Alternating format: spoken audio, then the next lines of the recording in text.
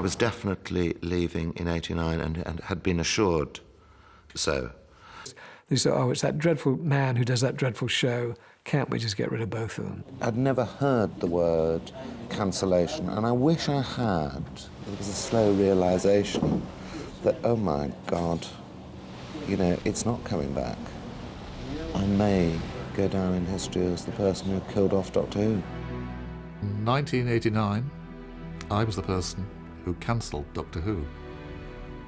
Probably one of the hardest things that happened to him, because he'd made Doctor Who his life. It was a shame that the show was cancelled on his watch. But one reason for that was he just did it too long. He'd been there for years and years, and he should have moved on sooner. Should you have left earlier? I think, yeah, I mean, but it wasn't for lack of trying. It wasn't for lack of trying. I didn't want to break any records. I really didn't. I didn't want to be the longest running producer at all. I just wanted to do a stint. And I felt that the time that I'd finished my stint was that 20th anniversary special. But I was deprived of that privilege. At the end of season 26, we all thought the programme was coming back the following year. I was there on the last studio day, which was the last studio day of Ghostlight, and which was the last story I scored for the show. And we had a party afterwards, and everyone said, see you next year. There are all sorts of rumours about whether the show was coming back, who was going to produce it, but nothing definite came out. That didn't worry me or concern me too much, because I was often commissioned very late anyway. But I always knew when the programme, whether the programme was being made or not, and it wasn't. And eventually I think I spoke to Sophie or Sylvester or maybe Mike Tucker and heard that the word on the grapevine wasn't, no, the show wasn't being recommissioned for the following year, or indeed for the foreseeable future. Certainly I know that Sophie and Sylvester felt cheated that they didn't get to give their characters a proper send-off. It was just a question of, that's it, it's the last one, as opposed to a story specifically written to write them out. I didn't know anything about it until one day at home, late summer. The phone rang, it was GNT on the phone. He just phoned me up to tell me he'd written me a letter, which seemed a strange thing. He said, I said, well, you're going to tell me what's in the letter? And he told me, and it was that, it wasn't coming back the next season. It wasn't until I was rehearsing for Corners one day at North Acton that I got a phone call. No mobiles, of course, in those days, so in the office, and it was Sylvester. And he said, are you sitting down? I said, well, I am now. And he said, apparently we're not doing any more Doctor Who. You never expect anything actually to have a long life, because it never does, really. It always changes. That's one of the joys of being an actor. But it's also sometimes a bit disappointing. And I was a bit miffed. I thought, oh, wait a minute, I'd committed myself mentally. And I got very excited about this fourth year and this whole year of commitment to Doctor Who and trying to create the Doctor I wanted. You know, a real McCoy.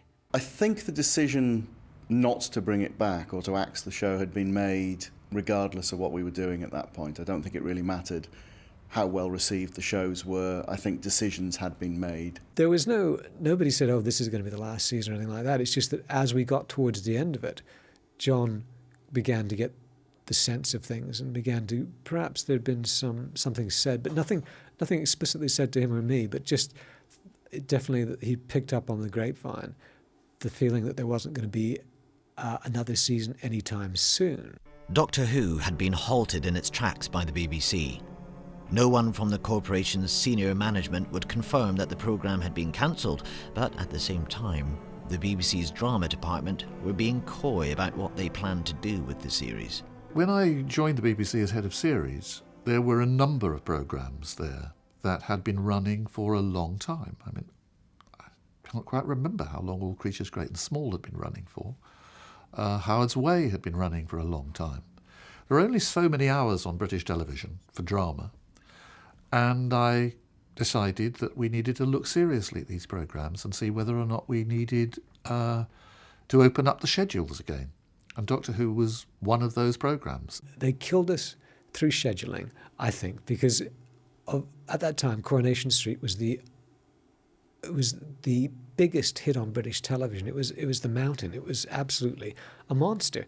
So moving us from the Saturday night slot and putting us up against Coronation Street is basically like putting an infant on the M1 and letting him try and walk across to the other side. We were doomed. I mean, we were sent out on a suicide mission. We all know why the series ended. The series ended because the BBC at the time was entirely run by people who hated science fiction. It's that simple. That's why there was no science fiction on television on the BBC for like 10 years afterwards. They didn't like it. They were mostly public school, Oxbridge educated people who feared more than anything else the embarrassment of their peers. It was somewhat of an embarrassment to the drama department. I think at the production level, people like AFMs and design costume people loved working on it because it was a challenge. But in terms of the ambitious would-be producers who filled the script editing department, it was looked at as something that would be a career killer. It wasn't seen as something that the department was proud of. It was, I think if they could have farmed it off to the children's department, they'd all be very happy. Everyone's very quick to blame JNT for absolutely everything that happened in the last few years of Doctor Who, including its demise. Really, John, it turns out, was struggling against enormous odds. Everything else was just manoeuvring, really. They wouldn't let John retire. John's kept on saying, I want to go, but they won't let me go. They keep saying they'll cancel the programme if I go. And that's what I heard. I mean, that's what John said. And it was so obvious, that the management just hated it. They just really, really hated it. Nobody really knew what to do with it. Nobody knew how they should proceed if JNT moved on. I had no idea. The reason Doctor Who finished in 1989 was that we had really decided that this wasn't the programme that it had been, and that if it was ever to have any life again in the future, it needed a long rest. Not quite as long a rest as actually turned out to be the case. Michael Grade had actually tried to cancel the programme a few years beforehand when he'd been controller of BBC One. So when Jonathan Pyle and I talked about not renewing it the following year, I think initially he was probably quite cautious about it and sort of said to me, well, Michael Grade couldn't do it. Had there been somebody around who was absolutely passionate about the programme, a producer, a writer, who had got a vision of that programme that would actually bring it into a new sort of life, a new world, because every programme needs reinventing every so often. It could have been an option to actually push that forward at that stage, but I couldn't see anybody there around. Nobody was certainly making themselves evident that they were passionate to become involved with Doctor Who, because I think most people at that stage regarded it as a programme that had seen better days. And I decided, let's just give it a rest. A lot of people saw that as a sort of smokescreen, I think, to Cancellation. But it really wasn't that. I thought probably it would come back on the air again 3 or 4 years' time. As it was, it took considerably longer than that. Doctor Who's final episode was shown on BBC One on Wednesday the 6th of December 1989. Doctor Who's 26-year run had come to an end. I was really upset and sort of shocked. I think it was a shame that the programme was cancelled when it was. I think it was a shame that it was cancelled in the way it was cancelled, which was basically to keep everyone hanging on, then suddenly, oh no, we're not doing it. It needed to be treated in a different way. It needed a rest. It needed people to think about it in a different way. I don't know if it needed to wait as long as it did to come back. No. I'd like to be remembered for keeping it going rather than finishing it off. Because if you do, then I should warn you. You're going to see all sorts of things. Ghosts from the past, aliens from the future. There'll be no cliffhanger ending. No, I'll be back, yes, I'll be back. Just a wave and a fond farewell.